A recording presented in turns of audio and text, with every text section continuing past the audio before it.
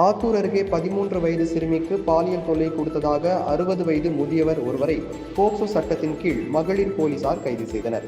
சேலம் மாவட்டம் ஆத்தூரை அடுத்த பழனியாபுரம் கிராமத்தை சேர்ந்த 13 வயது சிறுமி அங்குள்ள அரசு நடுநிலைப் பள்ளியில் 8ஆம் வகுப்பு படித்து வருகிறார். சிறுமியின் பெற்றோர் பாண்டிச்சேரியில் கூலி வேலை செய்து வருவதால் சிறுமி தனது சகோதரி மற்றும் 2 சகோதரர்களுடன் அவரது தாத்தா வீட்டில் தங்கி பள்ளிக்கு சென்று வருகிறார். இந்நிலையில் அதே பகுதியை சேர்ந்த தாத்தாவின் நண்பரான ராஜேந்திரன் என்பவர் தாத்தாவின் வீட்டிற்கு வரும்போதெல்லாம் சிறுமி மற்றும் அவரது தங்கை தம்பிகளுக்கு கடையில் ஏதாவது தின்பண்டங்கள் வாங்கி வந்து கொடுப்பது வழக்கம்.